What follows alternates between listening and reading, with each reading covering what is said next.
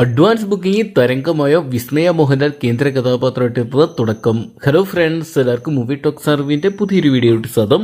അപ്പോൾ ഇന്നത്തെ video fourth നമ്മൾ പങ്കുവെക്കാമെന്ന തുടക്കം എന്ന് പറഞ്ഞ ഏറ്റവും പുതിയ മലയാള സിനിമയുടെ ആദ്യദിന പ്രീസൈഡ് കളക്ഷൻ റിപ്പോർട്ടാണ്. വീഡിയോ ആദ്യമായിട്ട് കാണുന്ന സുഹൃത്തുക്കളാണെങ്കിൽ ഏറ്റവും ലേറ്റസ്റ്റ് ആയിട്ടുള്ള സിനിമാ വിശേഷങ്ങൾ അറിയാൻ വേണ്ടി ഇപ്പോൾ തന്നെ ചാനൽ സബ്സ്ക്രൈബ് ചെയ്ത് നോക്കുക.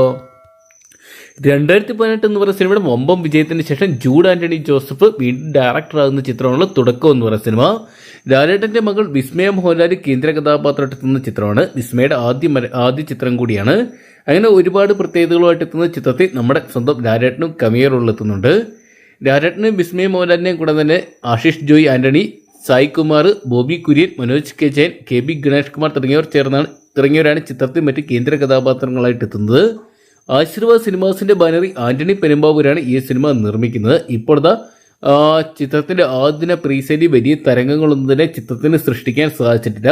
സാധാരണ ഒരു ഡയറക്ടറിന്റെ കമിയോ ഉണ്ടെങ്കിൽ തന്നെ ആ ഒരു സിനിമ കത്തിക്കയറേണ്ട കാഴ്ച നമ്മൾ ബുക്ക് മൈ ഷോയിൽ കാണേണ്ടതാണ്.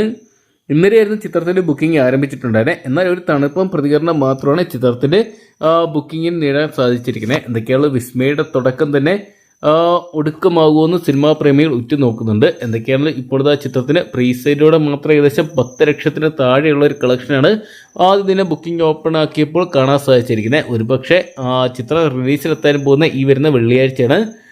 ഇന്ന് നാളെയായിട്ട് ചിത്രത്തിന്റെ ബുക്കിംഗ് കത്തിക്കയറുമെന്ന് നമുക്ക് കണ്ടു തന്നെ അറിയാം. കാത്തിരിക്കാൻ ചിത്രത്തിന്റെ ആദ്യ ദിന ഒഫീഷ്യൽ കളക്ഷൻ റിപ്പോർട്ടുകൾക്കായിട്ടൊക്കെ. അപ്പോൾ തുടക്കം എന്ന് പറയുന്ന സിനിമ കാണാൻ വേണ്ടി നിങ്ങൾ ആരൊക്കെയാണ് കാത്തിരിക്കുന്നതെന്ന് കമൻറ്റ് ബോക്സിൽ പങ്കുവെക്കുക. ഏറ്റവും ലേറ്റസ്റ്റ് ആയിട്ടുള്ള ന്യൂസ് അപ്ഡേറ്റ്സുകൾ അറിയണമെന്നുണ്ടെങ്കിൽ ഇപ്പോൾ തന്നെ ചാനൽ സബ്സ്ക്രൈബ് ചെയ്ത് വെക്കുക.